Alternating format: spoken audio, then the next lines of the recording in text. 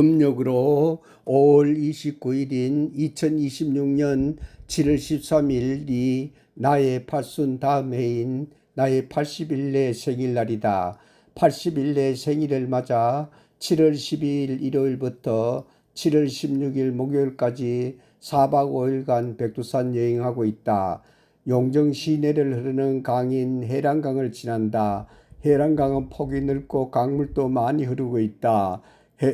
해란강 다리를 지나 용들의 우물로 간다. 높은 건물들을 구경하면서 용들의 우물 주차장에 도착한다.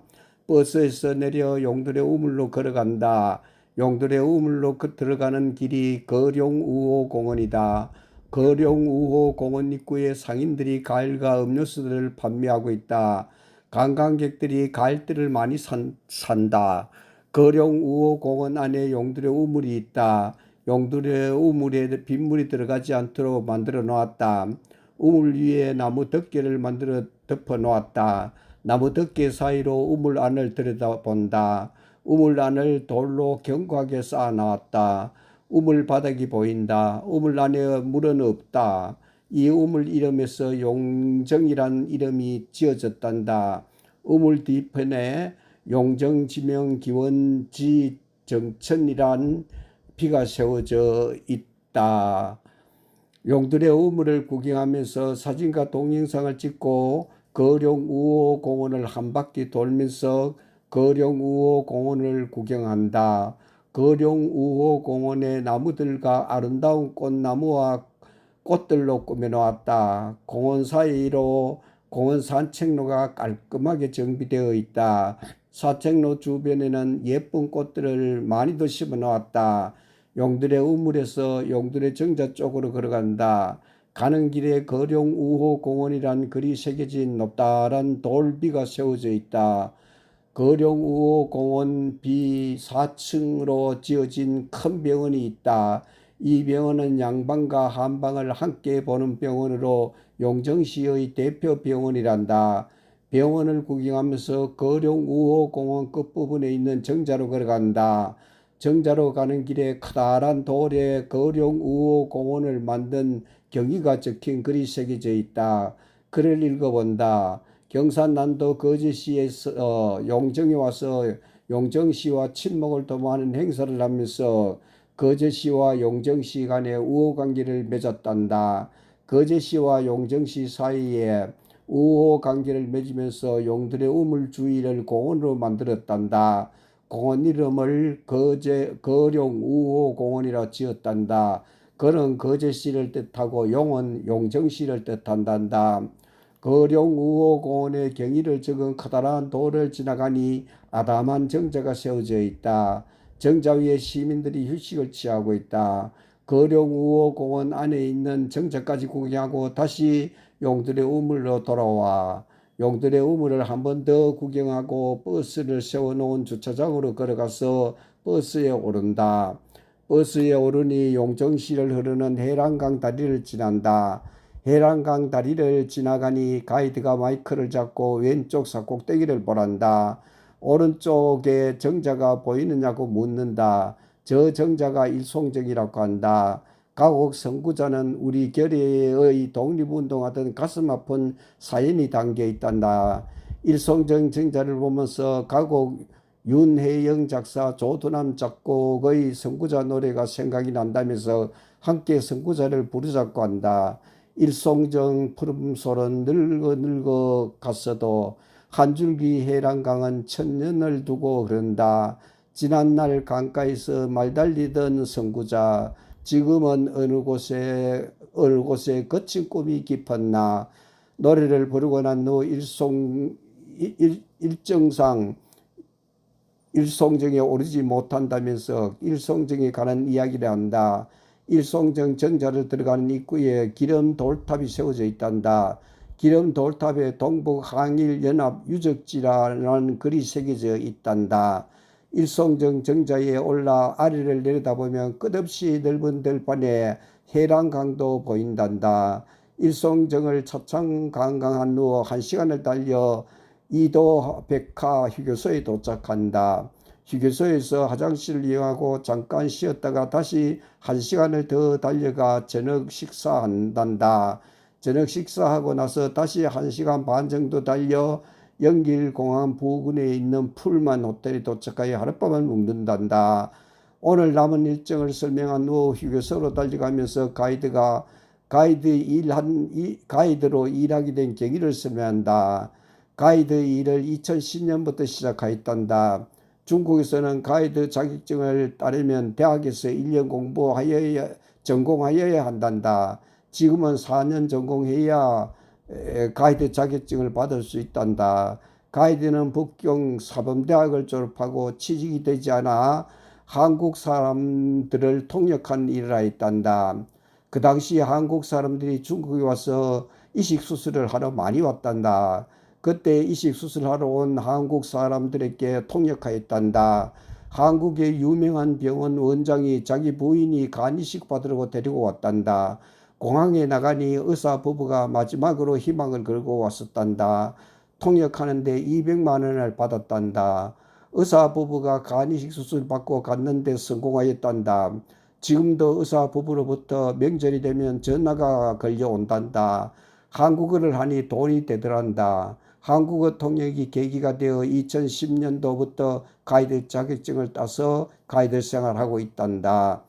지금부터 해발이 점점 높아지고 있단다. 이 지역은 27도인데 해발이 높아 자외선이 높단다. 오늘 해발 1200m까지 올라갔다가 내려온단다. 5분 후에 휴게소에 도착한단다. 내일 아침 출발 시간은 대구에서 백두산 관광을 온 대구연합버스 3대가 같이 한단다. 세 팀이 똑같이 움직인단다. 내일 아침 출발 시간은 7시로 정한단다. 내일 아침 7시에 남쪽 언덕 남파로 백두산 천지를 올라가도록 계획되어 있단다. 그저께부터 백두산에 태풍이 불었기 때문에 내일 백두산 천지를 오를 수 있을지 오르지 못할지 내일 아침 7시가 되어야 알려준단다. 백두산 천지를 오를지 못할지 백두산 천지를 오르지 못할지 3가지 경우가 있단다. 첫 번째는 내일 날씨가 좋아서 백두산에 올라 천지를 보는 경우이고, 두 번째 경우에는 산문이 열려 백두산 천지에 올라갔었는데 안개 때문에 천지를 보지 못하는 경우이란다. 세 번째 경우는 백두산을 오를 때 짐차를 타고 올라가야 하는데 태풍으로 짐차가 올라가지 못하는 경우이란다. 백두산 오르는 길이 사고가 자주 나는 곳이란다. 내일 아침 6시 30분에 차량 2대가 백두산으로 올라간단다. 올라가면서 상황을 체크한단다. 백두산을 올라갈 수 없다면 7시에 각 여행사에 연락을 한단다. 각 여행사에서는 그때 상황에 맞게 대체 여행을 준비하고 있단다. 7시가 되면 백두산을 오를지 못 오를지 답이 나온단다. 가이드도 백두산을 오르지 못할 때 손님들에게 미안하단다. 그렇지만 어떻게 할 수가 없단다. 내일 남쪽 언덕으로 남파 백두산을 오르지 못하면 모레 서쪽 언덕 서파로 백두산 오르기와 4일째 북쪽 언덕 북파로 백두산 오르기가 예정되어서 그때를 기대해 볼 수밖에 없단다. 내일 아침은 중국 시간으로 7시에 출발한단다. 내일 아침 6시에 호텔 뷔페 식당에서 아침 식사하면 된단다. 백두산 부근의 호텔은 좋은 것이 없단다. 장가계와 상해는 관광객들이 1년 내내 모여들기 때문에 좋은 호텔과 좋은 식당들이 많단다. 그러나 백두산은 1년의 여름철인 6, 7, 8월 3개월만 오를 수 있기 때문에 3개월만 장사가 된단다. 그 외에 9달은 장사가 되지 않는단다. 그런데도 가게세는 계속 내어야 한단다. 그래서 백두산 부근에는 좋은 호텔과 식당이 없단다. 이야기하는 사이에 휴게소에 도착한다. 휴게소에서 화장실을 이용하고 휴식을 취한 후 다시 버스에 오른다. 저녁 식사하기 위하여 깊은 산속을 계속 달려간다. 달려가는 길이 왕복 4차선 국도이다. 그런데도 차들이 보이지 않는다. 차가 달리는 도로 옆으로는 커다란 나무들이 자라고 있다. 중국의 나무들은 가느다랗게 높이 자라는 것이 특징이다. 그래서 바람에 넘어진 나무들이 많이 보인다. 중국의 도로변과 산에 나무들을 많이 심어 놓아 장마가 와도 홍수의 피해가 없을 것 같았다. 산속을 달리다가 넓은 들판도 나온다. 넓은 들판에 곡식들이 자라는 것을 볼 수가 없다. 중국의 농토는 국가가 소유하고 있단다. 농민들이 농사를 짓고 싶으면 국가로부터 농토를 빌려서 농사를 짓는단다. 그것도 국가에서 지정해주는 농작물만 심어야 한단다. 그래서 그런지 넓은 들판이 거의 놀고 있다. 오늘 영길공항에서 내려 영길공항 부근에서 점심을 먹고 1시간을 달려 도문에 있는 도문강에 도착하였다. 도문강을 관람하고 다시 1시간을 달려 용정에 도착하여 용들의 우물과 해랑강 일송정을 구경하고 다시 1시간을 달려 휴게소에 도착하였다. 휴게소에서 화장실을 이용하기 휴식을 취한 후 저녁을 먹기 위하여 1시간을 달려가고 있다. 몇 시간 동안 차를 타고 가면서 차창 밖을 내다보았다. 차창 밖에 논밭이 별로 보이지 않았다.